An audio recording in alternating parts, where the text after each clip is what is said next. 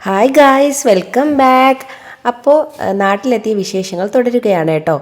ഇന്നൊരു പണി ദിവസമാണ്. നമ്മൾ തിരുവോണത്തിൻ്റെ അന്നല്ലേ എത്തിയത്. അതിൻ്റെ പിറ്റേന്ന് അവിട്ടത്തിൻ്റെ അന്ന് മാമി ഒരു ചെറിയ സദ്യ ഉണ്ടാക്കി.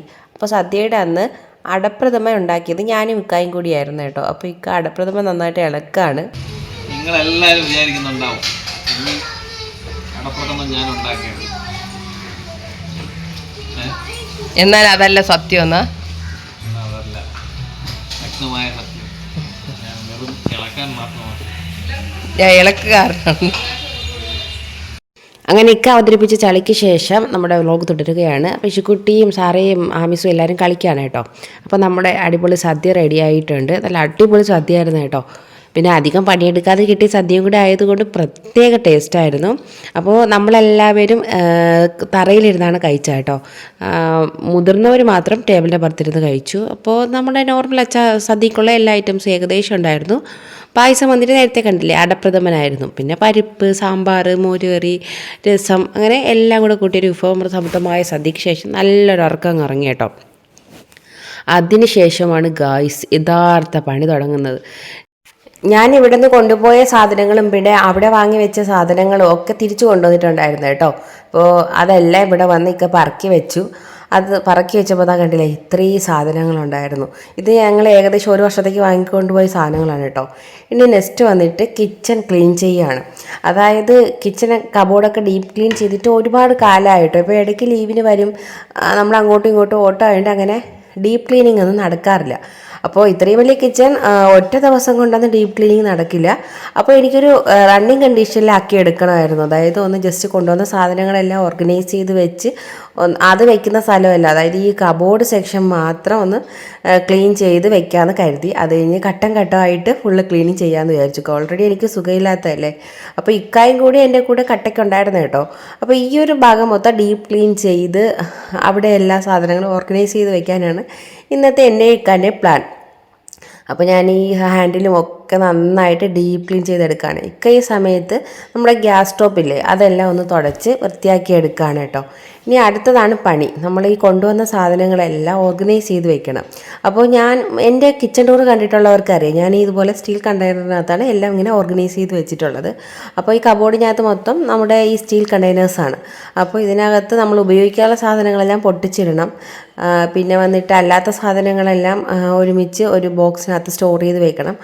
അങ്ങനെ ഫുള്ള് നമ്മുടെ ഓർഗനൈസേഷനാണ് ഇന്ന് നടക്കുന്നത്. അപ്പോൾ അവിടെ ഉപയോഗിച്ചുകൊണ്ടിരുന്ന അരി ബാലൻസ് ഉണ്ടായിരുന്നത് ഞാനീ കൊണ്ടുവന്നിട്ടുണ്ടായിരുന്നു കേട്ടോ. ഞങ്ങൾ ഇവിടെ നിന്ന് കൊണ്ടുപോയി മട്ട റൈസ്. അപ്പോൾ അതെല്ലാം ഇതുപോലെ പൊട്ടിച്ചിട്ടിട്ടുണ്ട്. ഇനി പൊട്ടിച്ചിട്ട് അപ്പോഴപ്പോഴുള്ളത് നമ്മൾ കബോർഡിനകത്തോട്ട് ഓർഗനൈസ് ചെയ്ത് വെക്കുകയാണ് കേട്ടോ. എൻ്റെ ഏകദേശം ഒരു 2 സെറ്റ് ഈ ഒരു സ്റ്റീൽ കണ്ടെയ്നേഴ്സ് ഉണ്ട്. അപ്പോൾ അതെല്ലാം ഇനി ചെയ്യണം. ഇനി നമുക്ക് കുറച്ച് ഫാസ്റ്റ് ഫോർവേഡിൽ കാണാം. കാരണം ഇതൊരു 4 മണിക്കൂറോളം എടുത്ത് ചെയ്ത കാര്യമാണ്. അപ്പോൾ നിങ്ങൾ അത്രയും കണ്ടാൽ നിങ്ങൾ ബോറടിച്ച് മരിക്കും. കാണുമ്പോൾ നിങ്ങൾക്ക് ഈസി ആയിട്ട് തോന്നും, പക്ഷെ നല്ല പണിയാണ് കേട്ടോ. അപ്പോൾ നമുക്ക് ഈ മുളക് പൊടി, മല്ലിപ്പൊടി, മഞ്ഞൾപ്പൊടി അതെല്ലാം ഞാൻ ഇവിടെ നിന്ന് നമ്മുടെ മില്ലിൽ നിന്ന് പൊടിച്ചുകൊണ്ട് പോകുന്നതാണ്. അപ്പോൾ അതെല്ലാം കൊണ്ടുവന്നിട്ടുണ്ട്. പിന്നെ നമുക്ക് അവിടെ റേഷൻ കിട്ടും, അതായത് ഈ പരിപ്പ് അങ്ങനെയുള്ള ഐറ്റംസ് എല്ലാം. അപ്പോൾ അതെല്ലാം ഞാൻ നാട്ടിലോട്ട് കൊണ്ടുവന്നിട്ടുണ്ടായിരുന്നു കേട്ടോ, സിപ്ലോക്ക് ബാഗിനകത്താക്കിയിട്ട്. അപ്പോൾ അതെല്ലാം ഇവിടെ കൊണ്ടുവന്ന് കണ്ടെയ്നേഴ്സിനകത്തോട്ട് മാറ്റുകയാണ്. നമ്മുടെ അവിടെ ഇതുപോലത്തെ കണ്ടെയ്നേഴ്സ് 8-10 ഉണ്ട്. ഇവിടെ എനിക്ക് 3 ഉള്ളൂ കേട്ടോ. അപ്പോൾ അവിടുത്തെ കൂടി ഇനി നാട്ടിൽ കൊണ്ടുവരുന്ന സമയത്ത് അത്യാവശ്യം ഫുള്ള് നിറയും. ഇതൊക്കെ ഡ്രൈ ലെമണാണ്, നമ്മുടെ മന്തിയൊക്കെ ഉണ്ടാക്കാനുള്ള സാധനങ്ങളൊക്കെ വാങ്ങിയിട്ട് പോയത്. ഈ സമയത്ത് കുരുമുളക്, പട്ട, ഗ്രാമ്പു, ഏലക്ക, തക്കോലം അങ്ങനെയുള്ളതെല്ലാം ചെറിയ ജാറിലോട്ട് മാറ്റുകയാണ് കേട്ടോ. ഞാൻ വന്നിട്ട് റവ, പഞ്ചസാര അങ്ങനെയുള്ള സാധനങ്ങൾ, പിന്നെ പഞ്ചസാര ഇതെല്ലാം. അപ്പോൾ ഞാനിങ്ങനെ പഞ്ചസാര എടുത്ത് തട്ടിയപ്പോൾ താഴെ കുറച്ച് പോയിട്ടോ. അപ്പോൾ പറഞ്ഞു ഇതാണ് ആൾ കൂടിയ പാമ്പ് ചാവില്ല എന്ന് പറയുന്നതെന്ന്. അങ്ങനെയൊക്കെ പറഞ്ഞിട്ട് ഫുള്ള് അതൊക്കെ തട്ടിയിട്ടു. ഞാനത് അപ്പോൾ തന്നെ ക്ലീൻ ചെയ്ത് കേട്ടോ. അല്ലെങ്കിൽ പിന്നെ ഉറുമ്പ് കയറി പിന്നെ ഇത് കഴിയുമ്പോഴത്തേക്ക് ഇവിടെ ക്ലീൻ ചെയ്യാൻ വേറെ പണിയാവും.